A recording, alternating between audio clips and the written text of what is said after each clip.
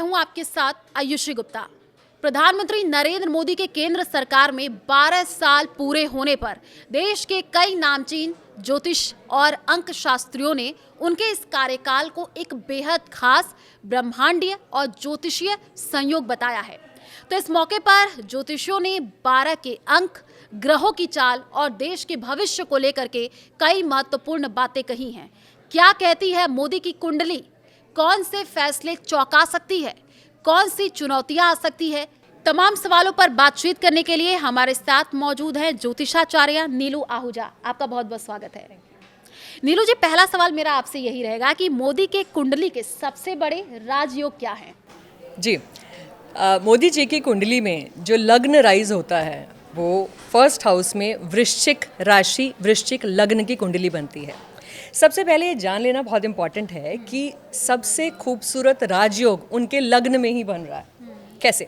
देखिए, जब हमने बात की कि उनकी वृश्चिक लग्न की कुंडली है तो मंगल जो कि उस लग्न का स्वामी है वो नवें के साथ, नवें के मालिक के साथ, मतलब भाग्येश के साथ लग्नेश बहुत ही खूबसूरत युति, एक कॉम्बिनेशन बना रहे हैं जिसको हम राजयोग भी नहीं, महाराजयोग कहते हैं। और ये लग्न में ही बन रहा है। और इसके साथ ही एक बहुत ही खूबसूरत राजयोग और भी बन रहा है जिसको हम बोलते हैं कि नीच भंग राजयोग। इसका मतलब चंद्रमा चाहे नीच की राशि में बैठे हैं लेकिन क्योंकि वो अपने स्वामी के साथ बैठे हैं, मंगल के साथ बैठे हैं, तो एक बहुत ही सुंदर एक चंद्र मंगल योग भी बना रहे हैं और नीच भंग राजयोग भी बना रहे हैं। अब इस योग में क्या होता है? देखिए, ऐसे में जातक शुरुआती ज़िंदगी में बहुत ही हम्बल बैकग्राउंड से, बहुत ही कठिनाइयों से जूझता हुआ आगे सफलता के शिखर पर चलता चला जाता है। तो ये बेहतरीन योग जो उनके लग्न में बन रहे हैं, ये एक सबसे बड़ा कारण है उनकी इस प्रोग्रेस का, उनके इस नेम का, उनके इस फेम का। बिल्कुल। तो इसी से जुड़ा हुआ मेरा सवाल रहेगा कि ग्रहों की स्थिति और उनका प्रभाव क्या है, ये भी जरा बताइएगा। जी, देखिए, अगर हम उनका 11वां भाव देखते हैं तो उसमें सूर्य, बुध और केतु का कॉम्बिनेशन बनता है। अब सूर्य उनके 10वें भाव का स्वामी है और 10वां भाव किसी भी इंसान के प्रोफेशन को, करियर को बताता है। अब वो पैदा भी संडे के दिन हुए थे, रविवार के दिन हुए थे, तो सूर्य उनका एक बहुत ही महत्वपूर्ण ग्रह भी बन जाता है क्योंकि 17 सितंबर 1950 के दिन वो पैदा हुए और उस दिन संडे था। तो देखिए, जब हम सूर्य की बात करते हैं, सूर्य की सबसे अच्छी पोजीशन, सबसे अच्छी स्थिति तब होती है जब वो 3, 6, 10 या 11 भाव में बैठता है और यहाँ सूर्य 11वें भाव में बैठा है। जिस भी जातक का सूर्य 11वें भाव में बैठता है और यहाँ तो बुध के साथ बैठा है, 11वें के मालिक के साथ बैठा है, तो और केतु के साथ बैठा है, तो जब भी सूर्य ऐसी स्थिति में बैठे होंगे, ऐसा जातक समय बीतने के साथ साथ अपने नेम, फेम को सिर्फ बढ़ाता ही जाएगा, उसकी वापसी कभी नहीं है। तो ये सबसे बड़ा रीज़न है इनकी बढ़ती हुई जो एक तरक्की है, एक नाम है, इसीलिए इनको सब लोग प्यार भी करते हैं। एक और बड़ी बात मैं आपको बताना चाहूँगी, इनके लग्न में जब हमने बात की चंद्र और मंगल का योग बनता है, तो चंद्रमा जिसके भी लग्न में आके बैठ जाए और राजयोग बना के बैठ जाए तो जनता का प्यार जो इनको बहुत ज़्यादा मिलता है। और मंगल जब लगन में बैठ जाता है तो मंगल एक ऐसा ग्रह है जो पैशन का प्लैनेट है, एनर्जी का है। ऐसा इंसान डरता नहीं है, अगर कोई भी फैसला लेना है तो वो दोबारा नहीं सोचेगा, उसके मन में है जी मुझे ये करना है, अब कोई मुझे रोक नहीं सकता। और जब हम 11वें भाव की बात कर रहे थे, जब हम सूर्य और बुध की बात की और कोई केतु बैठा है 11वें भाव में, तो देखिए 11वें भाव की एक खासियत है कि जो भी ग्रह 11वें में बैठ जाता है उस तरह के लोगों से या उस तरह की पर्सनैलिटी से हमें ज़िंदगी में लाभ मिलता है, क्योंकि 11वां भाव लाभ का है, एम्बिशंस का है, मेरी ग्रोथ का है, मेरी अचीवमेंट्स का है। तो 11वें में अगर सूर्य और बुध जैसे प्लैनेट बैठ गए तो मतलब मैं किन लोगों से फ़ायदा उठा सकता हूँ जो इन्फ्लुएंशियल हैं। सूर्य बताता है इन्फ्लुएंशियल लोगों के बारे में। सूर्य और मरकरी का जब योग बन जाता है तो वो ऐसे लोग हैं जो बहुत ज़्यादा इंटेलिजेंट है, जिनका समाज में एक नाम सम्मान है। तभी हम देखते हैं कि उनका एक जो सोशल नेटवर्किंग स्किल्स है वो बड़ा ज़बरदस्त। और वही देखिए ना, आप किस तरीके से रणनीति बनती है हमेशा से। तो क्योंकि अगर बात हो रही है, आपने बताया कि वो व्यक्ति निडर होता है, और मोदी के फैसलों की अगर हम बात कर ले तो फैसलों के पीछे उनकी कुंडली के ग्रहों का हम कह सकते हैं बहुत बड़ा ये प्रभाव साफ तौर पर दिखाई दे रहा है। जी बिल्कुल। जब हमने बात करी मंगल लगन में होने की, तो वो एक और राजयोग बना रहा है जिसको हम रुचक पंच महापुरुष योग कहते हैं। अब अगेन एक्स्ट्रा ऑर्डिनरी करेज, वो सिर्फ हम मोदी जी के स्वभाव में देख सकते हैं। एक एक्सीलेंट लीडरशिप, जो नेता, एक बहुत ही अच्छी नेतृत्व क्षमता जो उनके अंदर है, और एक बहुत ही कमांडिंग पर्सनैलिटी है। आसानी से उनको कोई डोमिनेट नहीं कर सकता। तो उनके जो फैसले हैं वो कड़े फैसले हैं और सोचे समझे एक स्ट्रेटजी बनाए हुए फैसले हैं। बिकॉज जब वृश्चिक लग्न की हमने बात की, और चंद्रमा भी, क्योंकि चंद्र कुंडली भी इनकी सेम ही बनती है, लग्न कुंडली भी सेम ही है इनकी, तो वृश्चिक जो जातक है ये इंसान स्ट्रेटजी से नीति बहुत बनाने में एक्सपर्ट होता है, दूर की सोचने में एक्सपर्ट होता है, ऑब्जर्वेशन स्किल्स इनकी बहुत ज़बरदस्त होती है। तो देखिए, जब इतने सारे योग अगर ये लेके बैठे हैं अपनी कुंडली में, और एक योग तो मैं आपको बताना भूल गई कि राहु 5वें भाव में बैठा है इनके। जब भी राहु केंद्र त्रिकोण में बैठ जाएगा, अब राहु 5वें भाव का मतलब क्या? 5वां भाव हमारे पूर्व पुण्य, पूर्व जो हम कर्म लेके आए हैं उनके बारे में बताते हैं। तो 5वें भाव का स्वामी जो कि गुरु बनता है, जुपिटर, वो 10वें भाव में, वो बैठा है, माफ कीजिए, वो बैठा है चौथे भाव में, गुरु। तो जब गुरु चौथे भाव में बैठ जाएगा और वहां बैठ करके वो उनके 10वें भाव को देखेगा, तो देखिए, गुरु तो अपने आप में एक विजडम का प्लैनेट है, पॉजिटिविटी का प्लैनेट है। तभी इतने लोग जो विपक्ष अगर उनके लिए कुछ बुरा भी बोलता है तो हंस के उसको टाल देते हैं। उनको पता है कि कैसे अपनी पर्सनैलिटी को प्लेजेंट बनाना है, और कैसे लोगों की एक नेगेटिविटी है उसको बोल्डली मुझे कैसे झेलना है। तो he knows it very well. Right. और नीरू जी, जो फैसले तमाम तरीके से लिए जाते हैं उनकी तरफ से, वो भी देखने को मिलता है। और एक कहते हैं ना, आपने जैसे बताया, वो लोगों के बीच जब जाते थे एक जुड़ाव हो जाता है। आप सोचिए, जब वो बैठके भी लेते हैं किसी से, कोई मंत्री से मिलते भी, तो हम साफ तौर देखते हैं वो परिवार के बारे में पूछते हैं और उनको सब याद होता है, जिस तरीके से आपने बताया भी है। तो हम कह सकते हैं कि जनता से जुड़ाव और भावनाएं है ये नीच भंग राजयोग। जी, नीच भंग राजयोग का मतलब क्या है? सबसे पहले हम समझते हैं कि पहले एक ग्रह का नीचता होगी और उसके बाद उसकी नीचता भंग होगी। क्यों?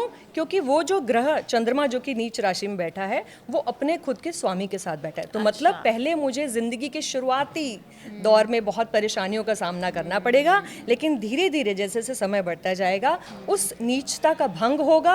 अपने खुद के जो प्लेनेट, हमने मंगल की बात की, और धीरे धीरे वो इंसान एक बेहतर से बेहतर पद और प्रतिष्ठा प्राप्त करेगा। बिल्कुल। तो इसी से जुड़ा हुआ एक मेरा और सवाल रहेगा कि वर्तमान महादशा और भविष्य का अगर आकलन करें तो बताइएगा। जी जरूर। मोदी की 12 साल। बिल्कुल जी, बिल्कुल। जैसे कि हमने बात की कि जब पहली बार जब उन्होंने प्रधानमंत्री पद की शपथ ग्रहण की, तो उस समय 26 मई 2014, उस समय उनकी चंद्रमा में राहु की दशा चल रही थी। जैसे हमने राहु की बात की कि राहु बहुत ही नाइसली प्लेस्ड है उनकी कुंडली के अंदर, 5वें भाव में है। और जो चंद्रमा की महादशा की हमने बात की तो वो लगन के अंदर है, बहुत सारे राजयोग बना करके। और यही एक रीज़न रहा कि सत्ता में इतनी बड़ी उनको पोजीशन मिली। देखिए, सत्ता में आना एक अलग बात है, लेकिन उस सत्ता में बरकरार रहना, उसमें टिके रहना एक लंबे समय के लिए, और विपक्ष के हमलों का जवाब देना भी। बिल्कुल बिल्कुल ज़रूर। तो ये एक अपने आप में बड़ी बात है, और ये सिर्फ इन राजयोगों की वजह से ही हो पाया। तो अभी इनकी जो दशाएं चल रही हैं वो मंगल की दशा चल रही है इनकी, और ये लगभग 2028 तक चलेगी, और उसके बाद फिर राहु की दशा शुरू हो जाएगी। जैसे कि हमने कहा कि चंद्रमा में राहु की दशा थी, तो पहली बार उन्होंने प्रधानमंत्री पद की शपथ ग्रहण की थी, और दूसरी बार जब उन्होंने 2019 में की थी तो चंद्रमा में केतु की दशा चल रही थी, और केतु 11वें भाव में बैठा हुआ है।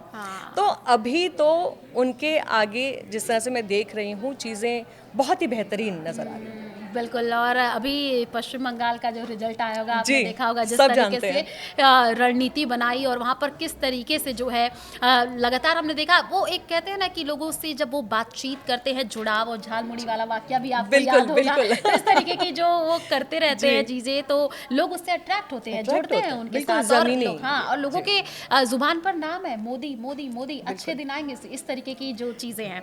अच्छा, अब क्योंकि कुंडली की बात कर ले, कुंडली में ग्रहों की स्थिति क्या है और आने वाले दिनों में क्या चुनौतियां भी रहेंगी? बिल्कुल चुनौतियां रहेंगी। देखिए, जब हम वृश्चिक लगन की बात करते हैं, 8 नंबर राइज हो रहा है, और अगर 17 सितंबर 1 और 7 को भी जोड़ते तो 8 नंबर राइज हो जाता है।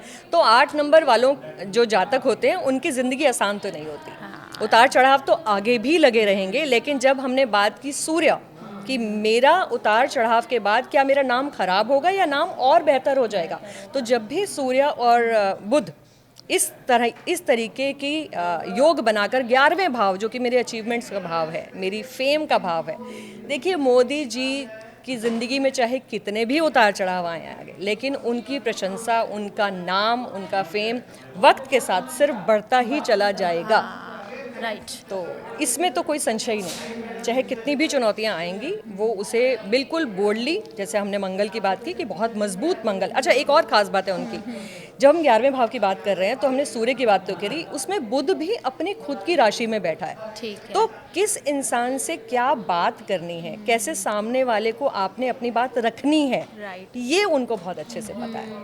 और ये देखने को भी मिलता है, देखिए बहुत सारे ऐसे नेता भी रहे हैं जो कि अब मोदी जी से मिलते हैं, उनके भले वो विपक्ष में बैठे हुए, लेकिन जो उनकी पर्सनालिटी है, जिस तरीके से वो मिलते हैं, बातचीत करते हैं, पर्सनली लोगों से कनेक्ट होते हैं। अब इसी से जुड़ा हुआ मेरा सवाल है, थोड़ा इमोशनली भी बताइएगा, क्योंकि प्रधानमंत्री की अगर हम बात कर लो, अपनी माता से बहुत ज़्यादा कनेक्टेड, और जो विपक्ष है, आप देखिए ये तो चलिए सियासी बयानबाजी है, लेकिन जब उन पर हमला किया जाता है वो भावुक तो होते हैं, लेकिन उसका जवाब बहुत तंज कसते हुए देते हैं। बिल्कुल, जब हम चंद्रमा देखिए, जब भी आपने किसी की इमोशनल स्टेट के बारे में देखना है, कोई इंसान कितना ज़्यादा भावुक है, तो चंद्रमा देखा जाता है। अब चंद्रमा तो लगन में आके बैठ गया, वो भी वृश्चिक राशि में, मतलब जल तत्व की राशि का ही लग्न हो गया और जल तत्व में ही चंद्रमा आके बैठ गया, तो ऐसा इंसान भावुक तो बहुत ज़्यादा है, इसीलिए बहुत सी बार वो भावुक होके भी डिसीजंस ले लेते हैं। राइट। तो एक और सवाल है कि पीएम मोदी की कुंडली की अगर हम बात करें तो विदेश नीति को लेकर के क्या कहती है, क्या बुध और शुक्र का भी प्रभाव है?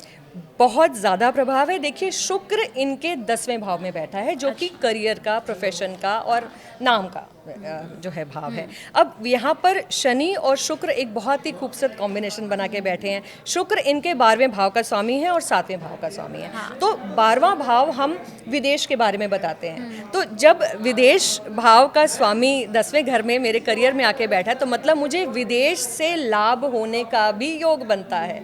तो और वो जो शुक्र की हमने बात की, तो वो शनि के साथ मतलब तीसरे और चौथे के साथ बैठा है, फिर से एक और राजयोग बना रहा है। तो देखिए, ये तो इस बात में कोई संशय ही नहीं है कि जो उनका विदेश नीतियां हैं वो बहुत ही ज़बरदस्त रही हैं, लेकिन उनका जो उनकी कुंडली है, इसका बहुत बड़ा योगदान है। जिस तरह से एक शुभ ग्रह उनके 11वें भाव में आके बैठ गए, 11वां भाव हमारी सोशल नेटवर्किंग स्किल्स भी है। मैं बाहर के लोगों से कैसे अपने तालमेल को बना के रखती हूँ, और कैसे मुझे पता है कि मुझे उनसे अपना बेनिफिट लेना है, तो वो भी जो है वो उनको बहुत अच्छे से पता है। अब बात कर लेते हैं पाकिस्तान को लेकर के, क्योंकि पाकिस्तान के साथ संबंधों को लेकर के आपसे जानना चाहेंगे कि मोदी की कुंडली क्या कहती है, क्योंकि मोदी जी, आपने देखा होगा, उन्होंने कहा ये आज का नया भारत है, घर में घुसकर मारेगा। जी, जब हमने बात की कि लगन, बहुत मजबूत लगन, रोचक योग लेके आए हैं वो लगन में, तो देखिए पाकिस्तान फिर आगे आने वाले समय में कुछ न कुछ हरकत करेगा, करता रहता है, बिल्कुल हरकतें उसकी। बिल्कुल करेगा। और इस बार जितनी कड़ाई से जवाब दिया गया, उससे दुगनी कड़ाई से अगली बार जवाब दिया जाएगा। राइट। और पाकिस्तान मुंह की खाएगा, ये भी बिल्कुल पूरी तरह से तय है। क्योंकि जो मोदी जी की कुंडली जब हम देखते हैं, तो ऐसा इंसान प्रॉब्लम्स में घबराता नहीं, उन्हें स्टैंड लेना आता है। तो आगे भी ऐसी चीज़ें आएंगी, क्योंकि जब जब राहु केतु की मूवमेंट होगी, जो कि आगे आने वाले टाइम में होगी, तो ऐसी स्थितियां ज़रूर आएंगी और इसका कड़ाई से जवाब दिया जाएगा। बिल्कुल, आपने देखा होगा पहलगाम हमले के बाद से जिस तरीके से कहा गया जा करके मोदी को बताओ, तो मोदी जी ने बहुत, ऐसा नहीं कि तुरंत एक्शन लिया, यही शायद हम कह सकते हैं एक पेशेंस, उन्होंने पूरे तरीके से बैठक की, रणनीति बनाई, क्या करना है, पाकिस्तान के वो कौन कौन से आतंकी ठिकाने जिसको लेकर के ढहाना है, और उसके बाद से इसका नेतृत्व भी महिलाओं ने किया था, जबरदस्त। जी, तो एक कह सकते हैं खास रणनीति जो है वो बनी। और भी कुछ कहना, जैसे कि मैंने कहा मोदी की कुंडली आगे क्या कहते हैं, लेकिन पाकिस्तान की जब बात हो रही है तो थोड़ा सा और जानना चाहेंगे, बताइएगा।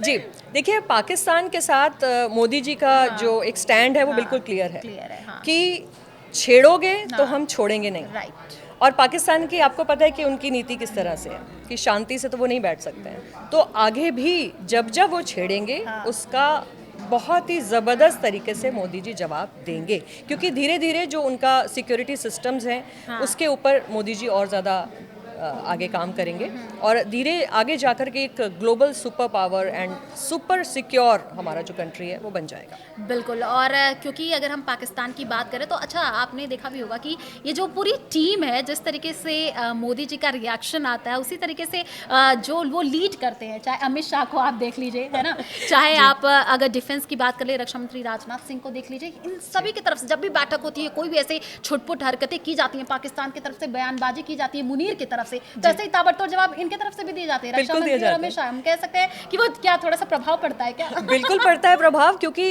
इनको जो भी कोई भी हमें इंसान कैसी सलाह देता है वो भी हम 11वें और 10वें भाव से निकालते हैं या 7वें भाव से देखते हैं। तो वहां पर भी जब हमने सूर्य मरकरी का योग बताया, बुध आदित्य योग, तो मैं इंटेलिजेंट लोगों के आसपास ही बैठूंगा अगर मेरा बुध आदित्य योग 11वें भाव में बन रहा है।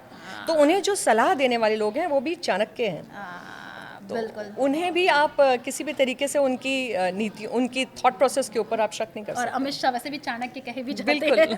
अब बात कर लेते हैं प्रधानमंत्री नरेंद्र मोदी की कुंडली अमेरिका के साथ संबंधों को लेकर के क्या कहती है, क्योंकि आपने देखा होगा पिछले दिनों जिस तरीके से ट्रंप लगातार बयानबाजी करते रहते हैं, बहुत सारे सोशल मीडिया पर इस तरीके के कमेंट भी आते रहते हैं, लेकिन अगर रिश्ते देखें तो मोदी जी और ट्रंप को लेकर के क्या कुंडली क्या कहती है, आप कहिए आने वाले दिनों में क्या रहेगा?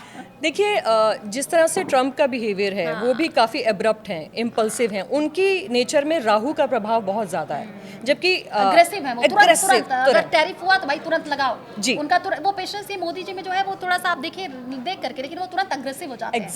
एग्जैक्टली बिल्कुल मैं ये कहना चाहती हूँ, मोदी जी जब भी कोई डिसीजन लेते हैं तो प्रॉपर रणनीति के साथ लेते हैं, सोच समझ कर स्ट्रेटेजिक तरीके से लेते हैं, दूरदर्शी सोच है। लेकिन ट्रंप की नीतियाँ ऐसी नहीं है, वो बिना सोचे समझे बस राहु की तरह एक्शन लेने में बिलीव करता है, जैसे राहु मार्स वाले लोग एक्शन लेते हैं। देखिए, जब तक स्थितियां हमारे भारत को चोट पहुंचाने वाली, तकलीफ पहुंचाने वाली नहीं पैदा होंगी, मोदी जी एक्शन नहीं लेंगे। लेकिन अगर बात कहीं पर भी हमारे इंडिया को नुकसान पहुंचाने की आती है तो फिर मोदी जी छोड़ेंगे। बिल्कुल, ये तो है। और एक और बात मैं आपसे कहना चाहूँगी, क्योंकि अगर मोदी जी की बात आप देखा होगा जिस तरीके से भारत के, अगर हम टूरिस्ट प्लेसेस की बात कर ले, अभी जो है अगर ट्रंप की बात करें, उनकी बेटी आई थी, आप सोचिए घूमने के लिए, राजस्थान का भी दौरा किया था, तो हम कह सकते हैं कि एक पूरे भारत की नीति कैसी है, क्या टूरिस्ट प्लेसेस हैं, क्या चीज़ें, इसको लेकर के भी बहुत ज़्यादा जो है अलग अलग देशों में जब वो जाते भी रहते हैं तो इसका जो प्रदर्शन है वो करते हैं, वो देखा होगा आपने, भारत की क्या शक्ति है, और ऐसी कुछ जगह है जिसके बारे में वहाँ पर जाकर बखान करते हैं, छोटी छोटी जगहों के बारे में वहाँ जाकर के करते हैं। बिल्कुल मैम, आप बिल्कुल सही कह रहे हैं, क्योंकि एक ज़माना था कि इंडिया को लोग नहीं जानते थे। राइट। अब इंडिया के लिए एक रिस्पेक्ट है लोगों के दिलों में, और बिल्कुल वो सिर्फ एक ही रीज़न है, मोदी जी। राइट। अच्छा, एक मेरा आपसे सवाल भी रहेगा इसको लेकर के। अभी प्रधानमंत्री नरेंद्र मोदी की दोस्ती की बात कर लेते हैं आपसे, क्योंकि जिससे दोस्ती करते हैं उसको निभाते ही हैं।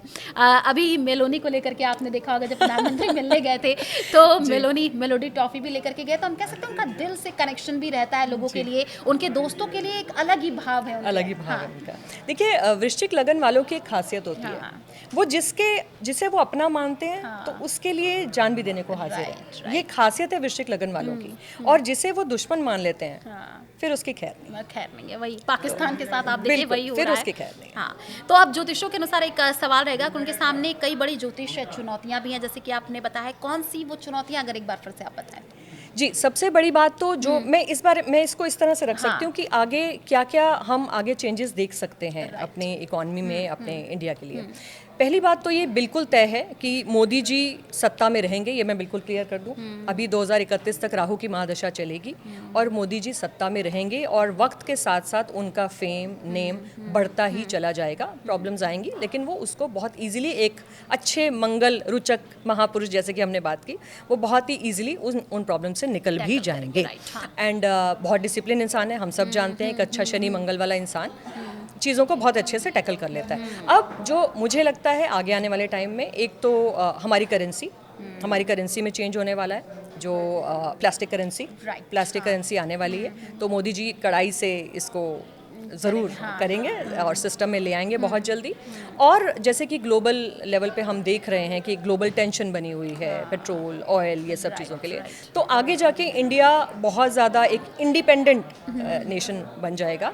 और जितना इलेक्ट्रॉनिक जैसे व्हीकल्स हो गए या सोलर पावर हो गए, तो इससे रिलेटेड आपको आगे आने वाले टाइम में बहुत कड़े डिसीजंस एक बड़े देखने को परिवर्तन मिलेंगे। आपको हाँ। सुनने को मिल सकते हैं। बिल्कुल। और मेड इन इंडिया की बातें भी लगातार प्रधानमंत्री की तरफ से कही जा रही हैं और वो किसी पे डिपेंडेंट नहीं रहना चाहते आने Independent। वाले टाइम में भाई। उनका साफ तौर पर उन्होंने कहा कि अभी गोल्ड को लेकर के आपने देखा होगा, उन्होंने जी। कहा कि मत खरीदिए अभी। हाँ। जिस तरीके से अभी स्ट्रेट ऑफ हॉर्मुज को लेकर के हमने देखा, ईरान इजराइल और उसके बाद से जिस तरीके से रहा मामला, लेकिन उसको बात भी आप सोचिए, एलपीजी गैस का लोग कह रहे थे भाई बहुत दिक्कत हो रही सारी चीजें, लेकिन उसको किस तरीके से टैकल बहुत किया जा easy, रहा है, बिल्कुल। आम जनता तक कैसे पहुंचना है। और लगातार वो आप सोचिए जब आते हैं बातचीत करते हैं लोगों से और उसके बाद से वो चीज़ें समझाते हैं कि भाई ऐसी ऐसी चीज़ें हैं, हम कह सकते हैं पूरा वो ये एक विजन दे देते हैं कि भाई ऐसी ऐसी दिक्कतें हैं और आम जनता उनसे कनेक्ट भी करती है। हाँ। एक और मेरा आपसे सवाल रहेगा क्योंकि फैसलों की जैसे मैंने आपको कहा, जैसे कि जब प्रधानमंत्री ने कहा कि अभी थोड़ा सा सोना चांदी आप मत खरीदिए और दूसरी चीज़ उन्होंने कहा विदेश यात्राओं को टाल दीजिए, जी। तो थोड़ा सा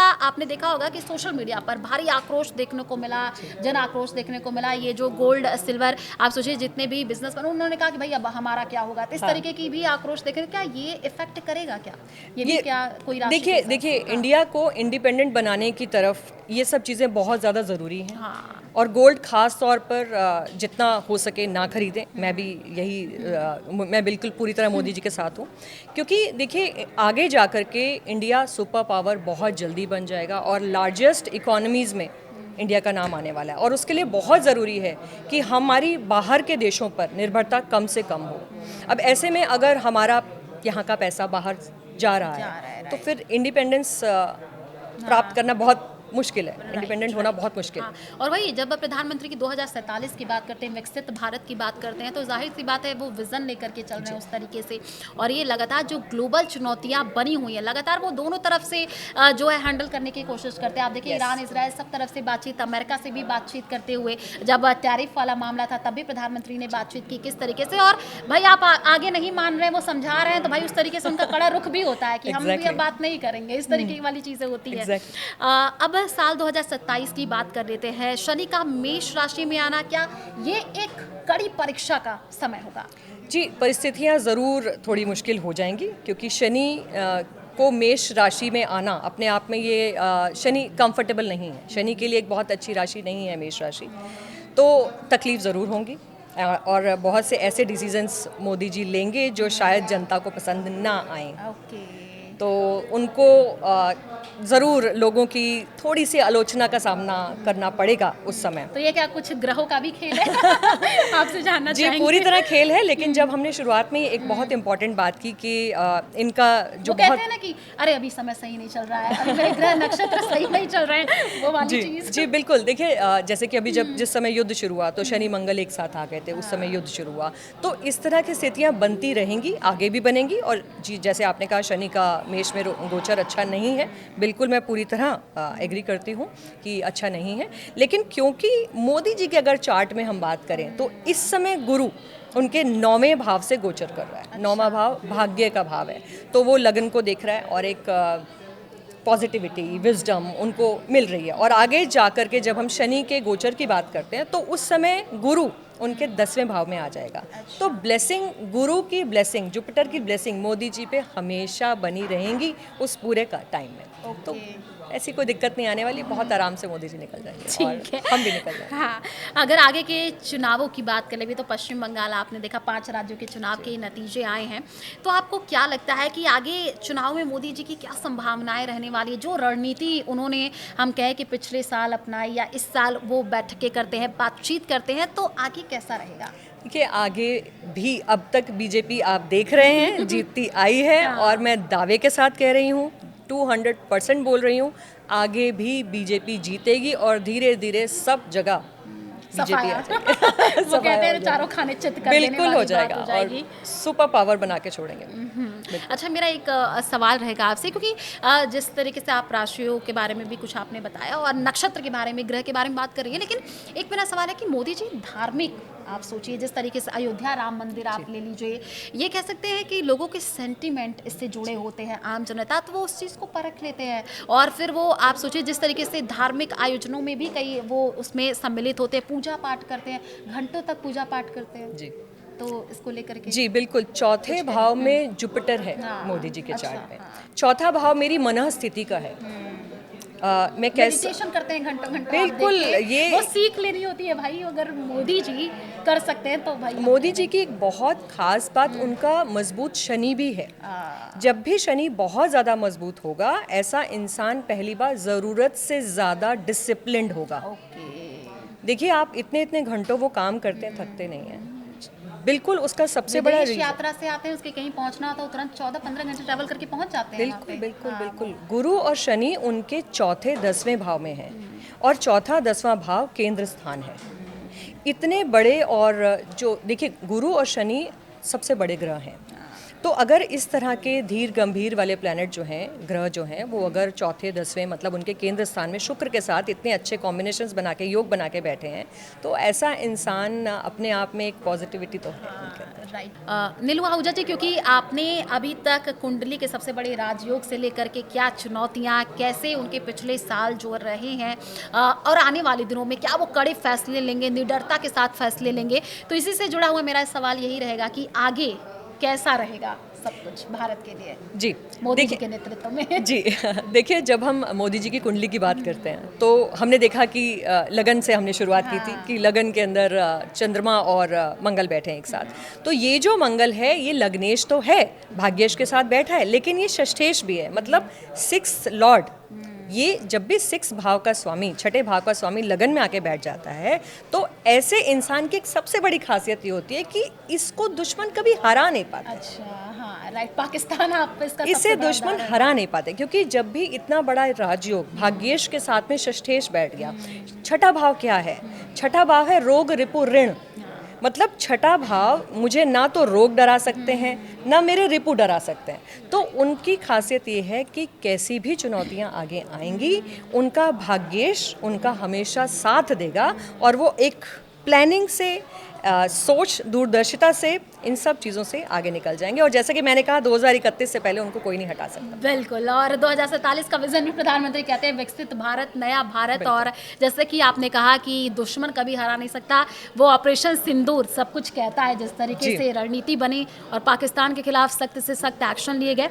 तो चलिए, मोदी जी के 12 साल पूरे होने पर हमने जाना कि किस तरीके से आने वाला उनका समय रहेगा, पिछला साल उनका कैसा रहा, और आगे भी हम आपसे बातचीत करते रहेंगे। आप कोई रिएक्शन, कोई आपका कमेंट है तो आप कमेंट बॉक्स में ज़रूर बताएं।